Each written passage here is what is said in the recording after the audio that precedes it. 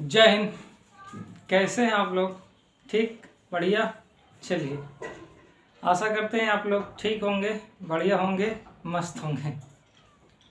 हम लोग भारतीय भूगोल पढ़ रहे हैं। भारतीय भूगोल में हम लोग ऊर्जा संसाधन के बारे में देख रहे हैं। ऊर्जा संसाधन में हम लोग ये देखे थे, ऊर्जा संसाधन को पहले ये देखे थे कि उसके भाग को देखे थे। पहले हम देखे थे कि अगर उपयोग के आधार पर उसको वाणिज्यिक एवं गैर वाणिज्यिक में बांट सकते हैं। फिर इसके बाद हम प्रकृति के आधार पर देखें कि उसको परंपरागत एवं गैर परंपरागत में बांट सकते हैं। तो परंपरागत ऊर्जा स्रोत में हम लोग कोयला, पेट्रोलियम और प्राकृतिक गैस के बारे में देखे हैं, मतलब उसके साथ पाइपलाइन के बारे में भी देखे हैं और रिफाइनरी के बारे में भी देख चुके हैं। तो ये सब हम लोग देखे हैं, फिर इतना देख चुके हैं। इसके बाद हम लोग गैर परंपरागत ऊर्जा स्रोत देखना शुरू किए थे। गैर परंपरागत ऊर्जा स्रोत में जैसे पवन ऊर्जा, सौर ऊर्जा, ज्वारीय ऊर्जा, ये सभी गैर परंपरागत ऊर्जा स्रोत हैं। इसमें हम लोग ये देखे थे कि ये सब होता क्या है। तो हम और इसमें एक दो देखे थे, जैसे सौर ऊर्जा, पवन ऊर्जा, इसके बारे में हम लोग देखे थे। और सबसे ज़्यादा जहाँ उत्पादन होता है उसके बारे में देखे कि सौर ऊर्जा का सबसे ज़्यादा गुजरात में हो गया, लेकिन उसकी संभावना सबसे ज़्यादा राजस्थान में है। तमिलनाडु में पवन ऊर्जा सबसे ज़्यादा उत्पादन। तो इसके बारे में हम लोग पिछले वाले वीडियो में देख चुके हैं, तो आप लोग देखेंगे, उसको देखिएगा। आज हम उसी से आगे चलते हुए देखिए, जैसे ये ऊर्जा समाप्त हो, फिर इसके बाद अभी एक और बचेगा, परमाणु के बारे में देखेंगे, परमाणु ऊर्जा के बारे में भी देखेंगे। वो जैसे समाप्त होगा इसके बाद हम उद्योग में चलेंगे। हम लोग अब समाप्ति की ओर हैं, ठीक है, कोई परेशानी नहीं। जितना महत्वपूर्ण था आगे बढ़ रहे हैं, अब धीरे धीरे समाप्त हो रहा है। तो आइए हम लोग ऊर्जा संसाधन में जो उससे आगे हैं, देखिए पवन ऊर्जा और सौर ऊर्जा तो हो गया है, उसी से आगे हम लोग चलते हैं। अब क्या, जैसे ज्वारीय ऊर्जा, इसके बारे में देख लेते हैं।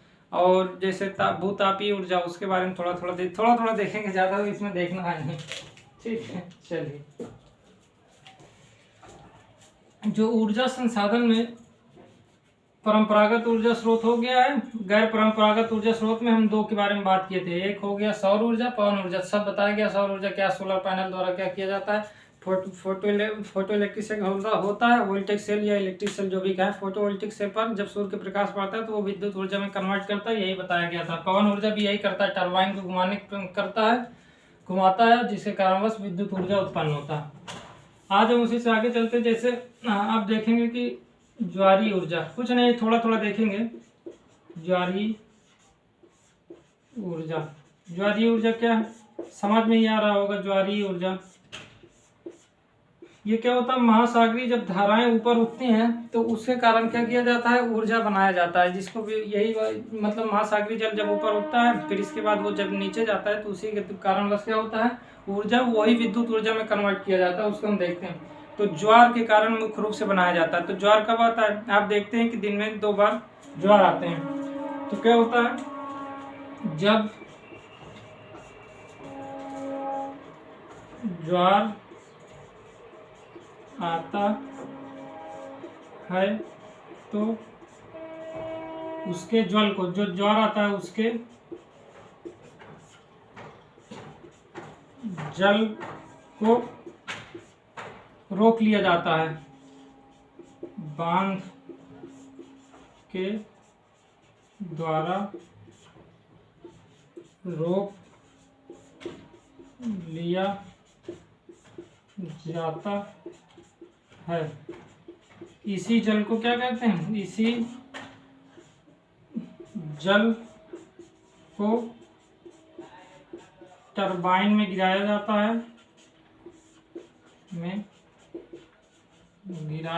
है, और ऊर्जा उत्पन्न की जाती है, जिससे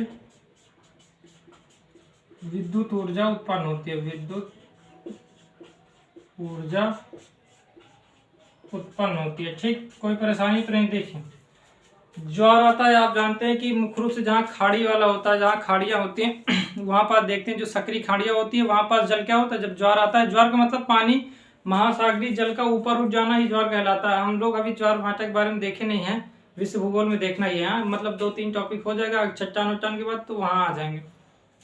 ज्वार भाटा क्या है, मुख्य रूप से ये जानिए कि महासागरीय जल का जब क्या हो जाता है, ऊपर उठ जाता है तो उसे ज्वार कहते हैं। जब वो नीचे फिर आ जाता है तो ये ऐसा क्यों होता है, वो होता है चंद्रमा और सूर्य के गुरुत्वाकर्षण के कारण, ठीक है, ऐसा होता है।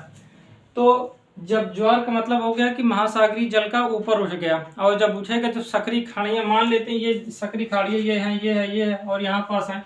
तो अगर आप देखें, जैसे मान लेते हैं कि ये सक्रिय खाड़ियाँ हैं, अब यहाँ से जल प्रवेश कर गया, मतलब मान लेते हैं जल यहाँ तक पहले था, यहाँ तक जल था, लेकिन जब ज्वार आया तो ये ऊपर उठ गया तो जल यहाँ तक आ गया, ठीक है।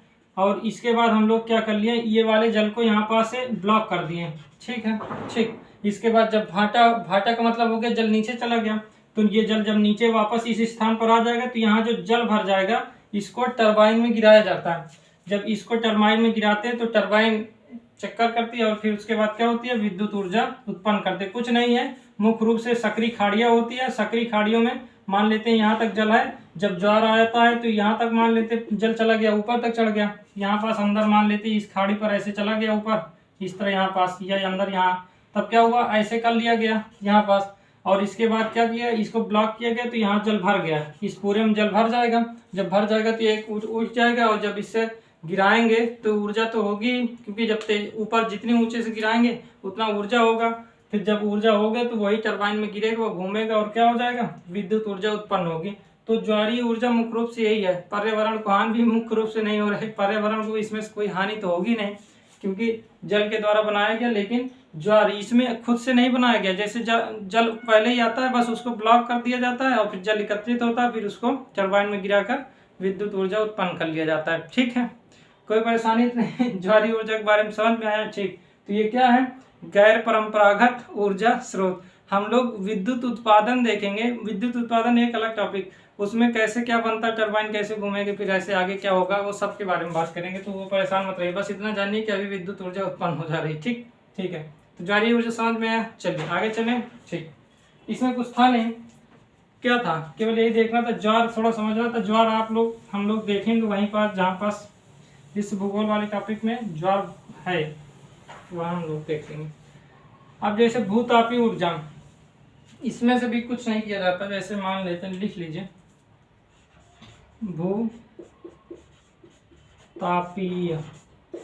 भूतापीय ऊर्जा। भूतापीय का मतलब भूमि का ताप, ताप का मतलब हो गया, तो ताप तो जानते हैं टेम्परेचर हो गया, और ये हो गया भूमि, भू का मतलब भूमि। तो भूतापीय ऊर्जा क्या है, भूतापीय ऊर्जा कुछ है नहीं, जो भूमि से भूमि के ताप के कारण जो ऊर्जा मिलती है उसके द्वारा हम विद्युत ऊर्जा बनाते हैं, यही मुख्य रूप से है। ये कैसे होता है, आप लोग गीजर का नाम सुने, गीजर वो वाला नहीं जो पानी गर्म करते हैं, ये वास्तव में पानी गर्म हुआ होता है, ठीक है।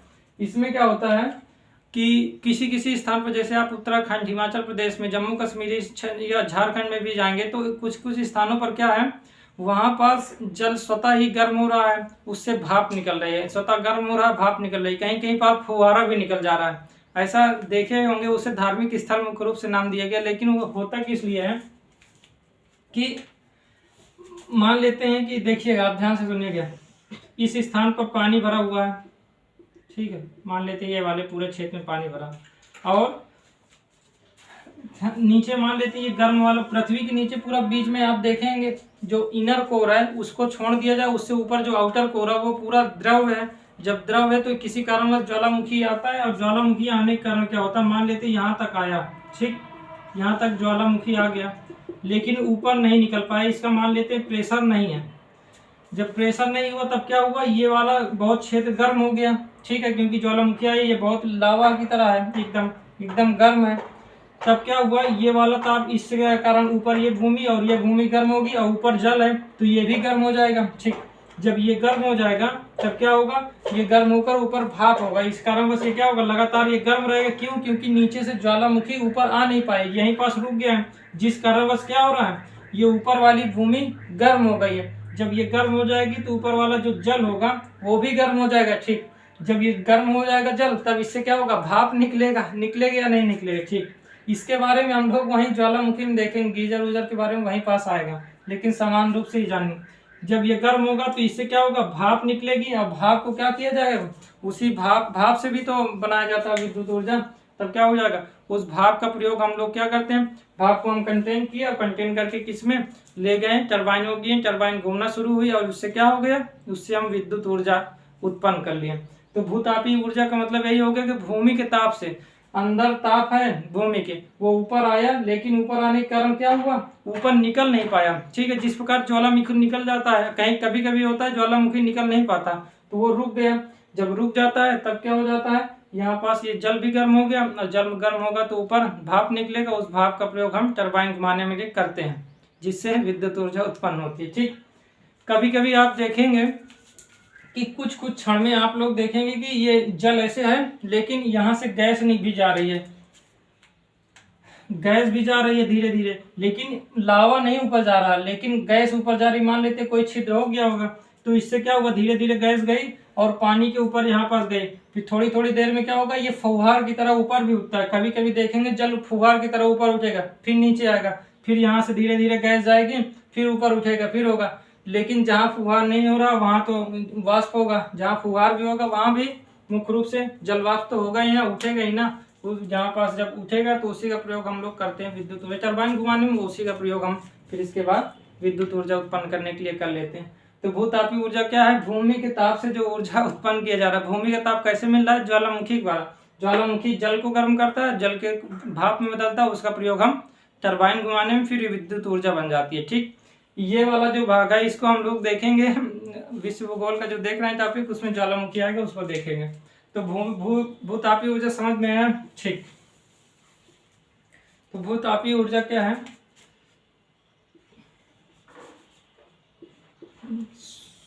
गर्म जल के भाप को टरबाइन घुमाने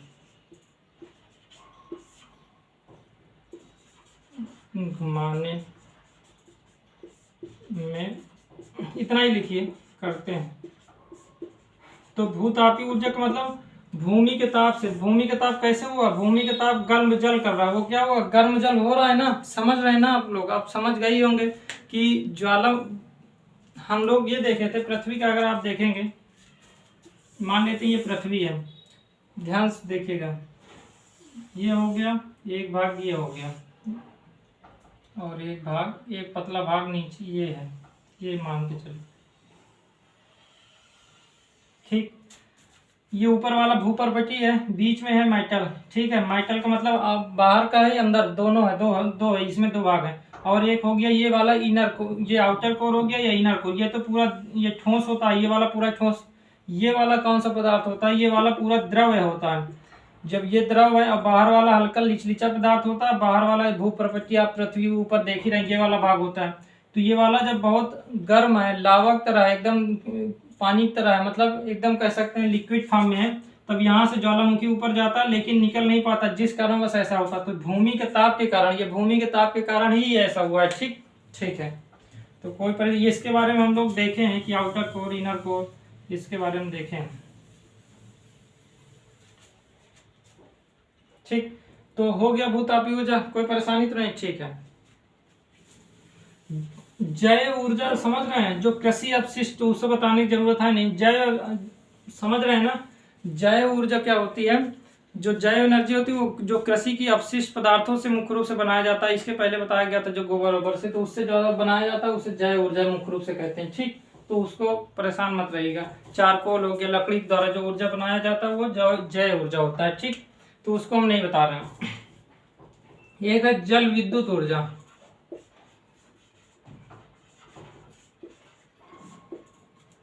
जल विद्युत ऊर्जा क्या है, जल को क्या किया जाता है, बांध बनाया गया, जल के द्वारा ऊर्जा उत्पन्न किया जाता है। ज्वारीय ऊर्जा द्वारा भी जल के द्वारा होता है, लेकिन वो ज्वार क्या होता है, स्वतः आता है, फिर उस पानी को ब्लॉक किया जाता है, फिर जिसके कारण उसको टरबाइन में गिराकर प्रयोग कर लिया जाता है। ठीक है, ये मुख्य रूप से यहाँ पास खंभात की खाड़ी, कच्छ की खाड़ी, और यहाँ पास सुंदरबन डेल्टाओं में मुख्य रूप से किया जाता है। ठीक है, वैसा ज्वारीय ऊर्जा। लेकिन जो जल विद्युत ऊर्जा होता है, इसमें क्या होता है, हम लोग नदी बह रही है, उसका पानी को क्या करते हैं, रोकते हैं। मान लेते हैं कि यहाँ से ये है, यहाँ से नदी बह रही है, वैसे ऐसे हुआ, फिर इसके बाद हम लोग यहाँ पास क्या कर लिया, बहुत ब्लॉक कर दिए, इधर से भी चारों तरफ से, इधर ऐसे ऐसे, तो ये पूरा पानी यहाँ पास क्या हो गया, पूरा भर गया। जब पूरा भर जाएगा तो ऊपर उठ जाएगा तब। ठीक है, इसके बाद इसी पानी का प्रयोग हम टरबाइन में गिराते हैं। इसी पानी को, जल को, जब बांध बन जाता है, बांध से जल को टरबाइन में गिराते हैं। जब टरबाइन घूमती है तो फिर क्या होता है, विद्युत उत्पन्न होता है। तो जल के द्वारा विद्युत उत्पन्न करना, ठीक है। ये अभी इस रूप में देख रहे हैं, समझ में नहीं आ रहा होगा, लेकिन आप लोग समझिए कि जल को क्या किया जाता है, जब बांध बनाकर जल को टरबाइन में गिराया जाता है, जितनी ऊपर से गिराएंगे उसमें उतनी ऊर्जा होगी, उतना ज्यादा टरबाइन को घुमाएगा और वो क्या करेंगे, टरबाइन घूमकर विद्युत ऊर्जा उत्पन्न करेगी, ठीक है। तो जल का प्रयोग तो क्या लिखेंगे, बांध में उपस्थित जल का प्रयोग टरबाइन घुमाने में करते हैं। टरबाइन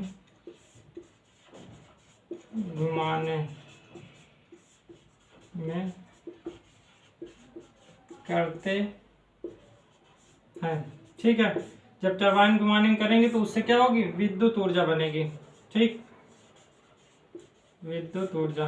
तो कोई परेशानी तो है नहीं, समझ ही रहे होंगे, देखे होंगे कि जल विद्युत ऊर्जा उत्पन्न किया जाता है। क्या किया जाता है, जब बांध बन जाता है, जल ऊपर आ जाता है, फिर इसको क्या किया जाता है, गिराया जाता है टरबाइन में, उससे वो घूमता है, फिर इसके बाद क्या करता है, वो जल, उसी से विद्युत ऊर्जा बनता है। तो जल विद्युत ऊर्जा भी समझ में आया, ठीक। जल विद्युत ऊर्जा, जय ऊर्जा समझ में आया, ठीक है। सौर ऊर्जा भी कल बताया गया था, पवन ऊर्जा भी समझ में आया, ज्वारीय ऊर्जा भी समझ में आया, भूतापीय ऊर्जा भी समझ में आया। समझ के मतलब थोड़ा थोड़ा समझ में आना, बस इतना ही समझ लीजिए अभी आप, ठीक। तो इतना देख लिए, ठीक है। तो जल विद्युत ऊर्जा के कई बार परियोजनाएं बहुत सारी चल रही हैं। जैसे मान लेते हैं जल विद्युत परियोजनाएं, आप देखेंगे यहाँ पास अरुणाचल प्रदेश में ऊपरी सियांग का नाम सुने होंगे, ठीक है, सुने ही होंगे। और यहाँ पास तीस्ता सुने होंगे, ठीक है, रानगीट सुने होंगे, असम में उमियाम सुने होंगे। तो ये सभी हैं, तो इसके बारे में हम थोड़ा थोड़ा देख लेते हैं। कुछ कुछ क्षेत्र जो महत्वपूर्ण है उसको देख लेते हैं। कोई परियोजनाएं, जल विद्युत परियोजनाएं कहाँ कहाँ है उसको देख लें, ठीक है। थोड़ा सा देखेंगे, ज्यादा नहीं, चलिए। तो पहले वाले भी वीडियो देखिएगा, इसको भी देखते जाइएगा, ठीक। तो जल विद्युत परियोजनाएं थोड़ा देखते हैं, फिर समाप्त करते हैं। फिर ये जैसे समाप्त होगा फिर परमाणु ऊर्जा के बारे में हम लोग देखेंगे। तो जल विद्युत परियोजनाएं, ठीक है, परियोजनाएं, परिवर्तन नहीं, परियोजना, ठीक है। आप लोग सब कुछ छिपा थोड़ी है, पढ़ रहे होंगे तो कुछ नहीं छिपा होगा, नहीं पढ़ रहे होंगे तो सब कुछ छिपा ही होगा अभी, ठीक है। अगर आप शुरू से पढ़ रहे होंगे, देखिए भारतीय भूगोल लगभग समाप्ति हो रहा है, तो सब कुछ आपको मालूम ही हो गया होगा। अगर नहीं पढ़ रहे होंगे तो कुछ भी अभी नहीं मालूम हुआ होगा, ठीक। चलिए, तो जल विद्युत परियोजनाएं अगर हम बात करें, इधर से बात करते हैं, या जम्मू कश्मीर, यहाँ से देखते हैं, अरुणाचल प्रदेश से। तो अरुणाचल प्रदेश में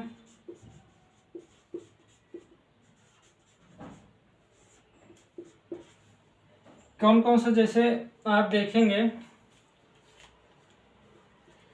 अरुणाचल, ठीक। तो ऊपरी सियांग, ऊपरी सियांग, ठीक है, ऊपरी सियांग हो गया।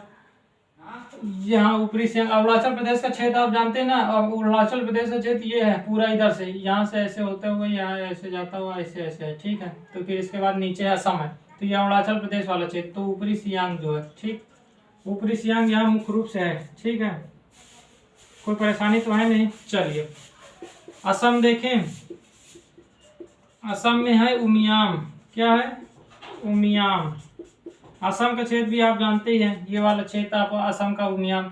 आप देखिए, अब इसके बाद ये है, यहाँ पास क्या है, सिक्किम, क्या है, सिक्किम, ठीक।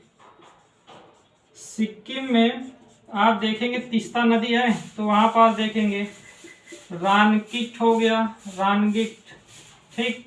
तो रानगिट हो गया और तीस्ता हो गया, ठीक है। मुख्य रूप से हम देख रहे हैं, आप देखेंगे हो गया। जैसे अब आप नीचे आइए, यहाँ पश्चिम बंगाल में तो पंचेत हिल है, पश्चिम बंगाल, ठीक है। एक हो गया दार्जिलिंग में है,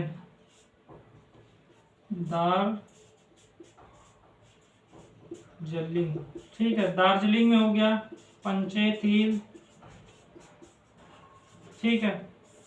दार्जिलिंग और पंचेत सबसे 1897 में सबसे पहले इसको बनाया गया था। दार्जिलिंग को पहली जल विद्युत परियोजना है, ठीक है, 1897 में इसका सही है। दार्जिलिंग ये वाला क्षेत्र है, पश्चिम बंगाल का जो यहाँ वाला क्षेत्र है ना, उसे दार्जिलिंग कहते हैं। ठीक ठीक। तो इसके बाद आप देखेंगे, जैसे आप देखेंगे झारखंड, झारखंड में आप देखेंगे तो तिलैया है, मैथान है, ठीक है, तिलैया और मैथान, इनको लिखते जाइए। आप सब क्षेत्र जान रहे हैं ना, पश्चिम बंगाल ये शुरू होता है, यहाँ से जाता हुआ ऊपर तक यहाँ जाता है, झारखंड इसके ऊपर ये स्थित है, ठीक है। तो आप सब लगभग राज्य तो जान ही रहे होंगे ना। ठीक, आगे चले ना, चलिए। तो झारखंड के बाद अब क्या देखेंगे हम लोग, ये हो गया झारखंड, झारखंड ये है, यहाँ पास ये पूरा झारखंड है। इसके बाद यहाँ पास उत्तर प्रदेश है, तो उत्तर प्रदेश में आप देख लेते हैं यूपी। यूपी में आप देखेंगे तो रिहंद का नाम सुने हैं ना, रिहंद, तो वही वहाँ पास स्थित है, रिहंद परियोजना, जल विद्युत परियोजना। माता टीला का नाम सुने होंगे, माता टीला ये भी है। रामगंगा का नाम सुने होंगे, ठीक। तो सब आपको मालूम ही होगा, इसको लिखते जाइएगा, ऐसे सुनना नहीं है, भक्ति भाव से। चलिए, राजस्थान, राजस्थान में राणा सागर एक लिख लीजिए, राणा सागर, गांधी सागर दो लिख लीजिए, ठीक है, ठीक। राजस्थान वाला क्षेत्र यह है। इसके ऊपर क्या है, पंजाब वाला, तो वहां पोंग लिख लीजिए, पंजाब, लिखते जाइएगा, लिखते जाइएगा। पंजाब में लिखेंगे पोंग, क्या लिखेंगे, पोंग। और एक है जैसे पोंग के बाद भाखड़ा, भाखड़ा, भाखड़ा है, ठीक है, ठीक। ये हो गया पंजाब। इधर नीचे हरियाणा है, वहाँ छोड़िए, इधर ऊपर जाएंगे, इधर की साइड में है हमारा हिमाचल प्रदेश। तो हिमाचल प्रदेश HP लिख दें। हिमाचल प्रदेश में पार्वती नाम से एक जल विद्युत परियोजना है, पार्वती तथा चमेरा नाम से। और नाथ पाछाकारी भी है, लिखना हो तो लिख लीजिए, नाथ पाछाकारी, ठीक है, ठीक।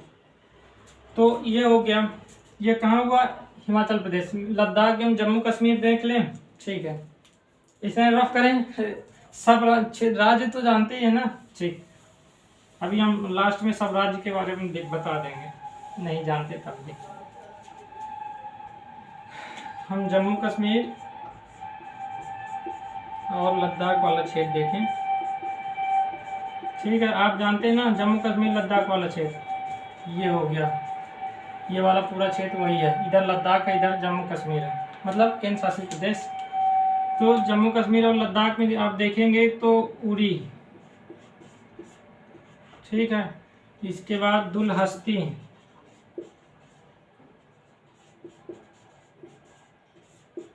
बगलियार, इतना निम्बो बाजगो भी है, निम्बो बाजगो, ठीक। कोई परेशानी नहीं। राज्य तो आप लोग जानते ही, मतलब राज्य का मतलब केंद्र शासित प्रदेश है। इधर वाला जम्मू कश्मीर है, इधर वाला पूरा लद्दाख, लद्दाख जम्मू कश्मीर से बड़ा है, ठीक ठीक। तो कहाँ कहाँ हो गया। इसके बाद अब इसके बाद आप देखिए यहाँ पास, ये महाराष्ट्र,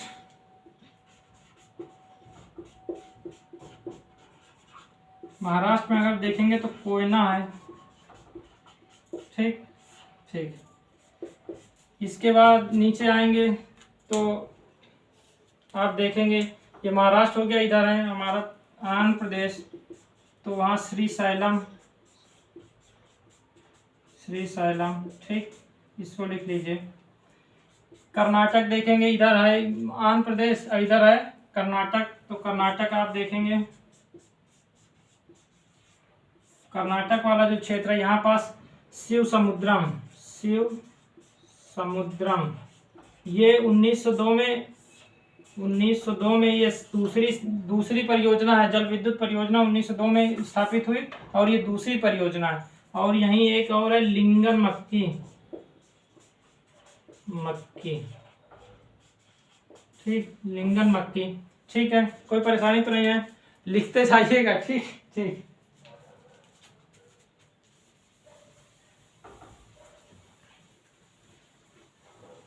तो इतने मुख्य रूप से आप लिख लीजिए, इतना लिख लीजिए। ठीक, कोई दिक्कत तो नहीं है। ठीक, लिंगन मक्की यहाँ पास केरल में देखेंगे इडुक्कू है, सबरीगिरी है। लिखना चाहे केरल वाला लिख लीजिए। केरल में इडुक्की सबरीगिरी। ठीक है, इडुक्की और सबरीगिरी लिख लिए। ठीक है, इतना हो गया, सब देख लिए जो भी था मुख्य रूप से देख ही लिए। ठीक ठीक, समझ में आया ना आप लोग? ठीक है, तो इतना था, बस इतना ही था, और कोई परेशानी तो नहीं। ठीक है, हो जाएगा। ठीक, तो सब राज्य के बारे में देखेंगे तो इधर क्या है, ये अरुणाचल प्रदेश, यहाँ असम था, यहाँ पास हमारा सिक्किम, नीचे ये वाला पूरा क्षेत्र हमारा पश्चिम बंगाल, इससे ऊपर है हमारा झारखंड, इसके ऊपर यहाँ पास इधर देखेंगे तो हमारा उत्तर प्रदेश, ये राजस्थान था। ये राजस्थान में भी बताया गया था ना गांधी सागर, राणा सागर। और यहाँ पास आप देखेंगे यहाँ पास पंजाब है, पंजाब में भी भाखड़ा बताया गया। यहाँ पास हिमाचल प्रदेश, यहाँ भी बताया गया। ये है गुजरात, गुजरात में नहीं बताया गया, तवा है, उनका तवा लिख लीजिएगा। यहाँ पास तवा एक है, गुजरात में तवा लिख लीजिएगा, ओंकारेश्वर लिख लीजिएगा। ठीक है, 2 लिख लीजिएगा, ओंकारेश्वर और तवा। ठीक, और फिर महाराष्ट्र में कोयना बताया ही गया, आंध्र प्रदेश में श्री सैलम हो गई, यहाँ पास लिंगन मक्की लिंगन मक्की बताया गया, तथा शिव समुद्रम, यहाँ इडुक्की और सबरीगिरी, ये सब बताया गया। ठीक, तो सब राज्य केरल है, ये हो गया, कर्नाटक हो गया, इधर आंध्र प्रदेश, उससे ऊपर तेलंगाना, नीचे तमिलनाडु है। ठीक, तो सब राज्य के बारे में आप लोग को मालूम होगा। आप लोग से कुछ अगर शुरू से पढ़ रहे होंगे तो छिपा तो कुछ नहीं है, अगर आप लोग छिपाना चाह रहे होंगे तो पढ़े नहीं होंगे, तो छिपा ही होगा हर चीज़। ठीक है, चलिए आप लोग बताइएगा कैसे लगा, इससे पहले वाले वीडियो भी देख लीजिए, कैसा लगा उसको भी बता दीजिएगा। हम लोग कल दिखेंगे परमाणु ऊर्जा। परमाणु ऊर्जा जैसे ही खत्म होगा, इसके बाद हम उद्योग चलेंगे, उद्योग के बाद फिर जैसे वो खत्म होगा, परिवहन चलेंगे, फिर सिंचाई चलेंगे, फिर इसके बाद थोड़ा बहुत जनजातियों के बारे में, बस इतना ही बचा है। तो बिल्कुल परेशान होने की ज़रूरत नहीं है। ठीक, चलिए कैसा लगा बताइएगा, हम लोग मिलेंगे कल। ओके।